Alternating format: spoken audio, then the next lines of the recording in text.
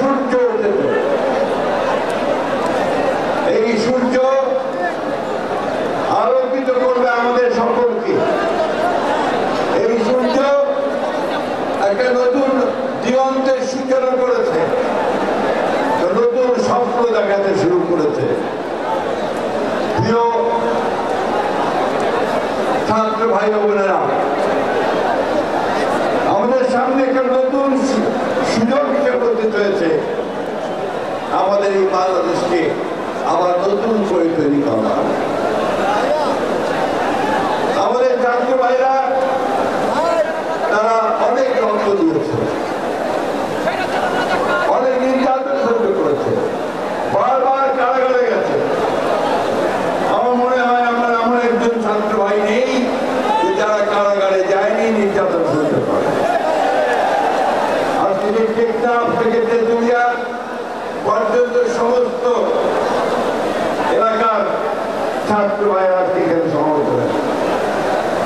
এটা একটা অত্যন্ত আনন্দের দিন। আমরা একই সঙ্গে আমাদের কষ্টের দিন, কারণ 1 বছর আগে এই দিনটিতে এই সময়টাতে আমরা আমাদের ভাইদেরকে হারিয়েছিলাম। আমি গত পরশু ওটা আগে মিনারটি মনে নেই আশুলিয়াতে গিয়েছিলাম। সেখানে আমাদের এই ছাত্র ভাইদেরকে পুড়িয়ে গুলি করে মেরে ফেলার পরে পুড়িয়ে মেরে ফেলা হয়েছে। ক্লাস 2 এর ছেলে গুলি করে তার মাথার খুলি উড়িয়ে দিয়েছে। সে মাথার খুলি থেকে মারা যায়নি, পরে সার্জারি করে তার মাথার ভিতরে প্লাস্টিক দিয়ে লাগিয়ে দিয়েছে। এরকম অসংখ্য অসংখ্য ঘটনা আমাদের রংপুরের সাইড, চট্টগ্রামের ওয়াসিম থেকে শুরু করে শত শত হাজার ছাত্ররা প্রাণ দিয়েছে। 1 দিন নয়, 2 দিন নয়, দীর্ঘদিন ধরে। শুধু 36 দিন নয়, তারও আগে 15 বছর ধরে আমাদের ছাত্র জনতা শ্রমিকেরা তারা প্রাণ দিয়েছে। এই যে প্রাণ দেওয়া, এই যে বিসর্জন দেওয়া, আত্মত্যাগ করা, লক্ষ্যটা একটাই, সেটা হচ্ছে আমরা একটা সুন্দর আবার গড়ে চাই। আমাদের ছাত্ররা কি চায়? তারা পাস করে চাকরি পাবে, তারা পাস করে নিজেদের নিজে প্রতিষ্ঠিত করবে, বাবা মায়ের কষ্ট লাঘব করবে, এই জিনিসটাই। তারা বাংলাদেশের নতুন নতুন কলকারখানা দেখতে চায়, তারা বাংলাদেশে নতুন কর্মসংস্থান সৃষ্টি করা দেখতে চায়, তারা এখানে ন্যায় বিচার দেখতে চায় এবং একই সঙ্গে তারা দেখতে চায় যেখানে ভালো মানুষেরা দেশ শাসন করুক, একটা সুশাসন চায়। বন্ধুরা, তোমাদেরকে বন্ধু বলছি এই জন্যে আজকে আমাদের বয়স অনেক হয়েছে, তারপরেও তোমাদেরকে বন্ধু বলো এই জন্য তোমাদের সঙ্গেই আমরা সব সবাই কাজ করেছি, কাজ করবো। তোমাদেরকে বন্ধু বলতে আমরা গর্ববোধ করি। আজকে বাংলাদেশে একটা 1 বছর যেটা আমি বললাম যে একটা নতুন সম্ভাবনা সৃষ্টি হয়েছে।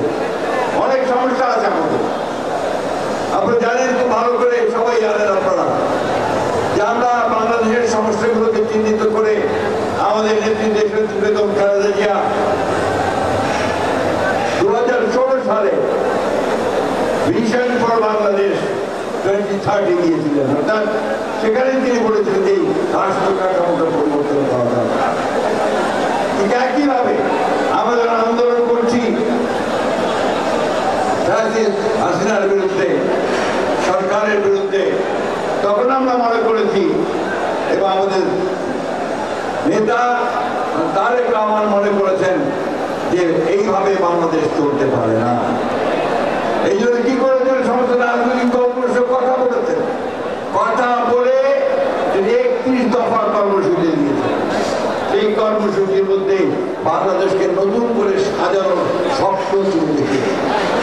সেই স্বপ্ন ছিল যার কৃষকদের কৃষি পণ্যের ন্যায্য মূল্য পাবে, ধান চালের ন্যায্য মূল্য হবে, শ্রমিকদের মজুরি পাবে, ছাত্ররা পড়ার সুযোগ পাবে, স্বাস্থ্য সেবা পাবে এবং পড়াশোনা কাজ করার সুযোগ পাবে, কর্মসংস্থান সৃষ্টি হবে। বন্ধুগণ, আজকে সেই স্বপ্ন আমাদের তারেক রহমান সাহেব আমাদের দেখাচ্ছেন। তিনি ফ্যামিলি কার্ডের কথা বলেছেন, অন্যান্য অনেকগুলো নতুন চিন্তা ভাবনা তিনি সামনে নিয়েছেন। তিনি হয়তো কিছুটা আপনাদের সামনে তুলে ধরবেন। আমি শুধু এটুকু বলতে চাই, প্রিয় বন্ধুরা, আজকে আমাদেরকে ঐক্যবদ্ধ থাকতে হবে। অনেক চেষ্টা করা হচ্ছে বাংলাদেশে বিভক্তি সৃষ্টি করবার। আমাদের পাশের দেশে ভারতবর্ষে হাসিনা আশ্রয় নিয়েছে তার রোগ বল নিয়ে। সেখান থেকে সে মাঝে মাঝেই হুমকি দিচ্ছে যে তারা বাংলাদেশে আক্রমণ করছে। তা শুধু তাই নয়, এখানে তারা বিভিন্নভাবে পরিবেশ সৃষ্টি করার চেষ্টা করছে।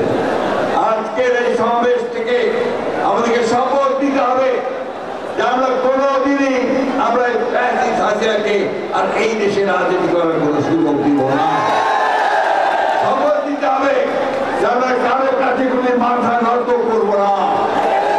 আমরা আমাদের দেশকে আমরা নিজেরাই স্বয়ং সম্পূর্ণ হয়ে গড়ে তুলব। বন্ধুগণ, এটা নেতৃত্ব দিচ্ছেন আমাদের তারেক রহমান সাহেব। সেই পথই তিনি দেখাচ্ছেন, যে জন্য তিনি কি স্লোগান দিয়েছেন যে সবার আগে কি স্লোগান দিয়েছেন তিনি,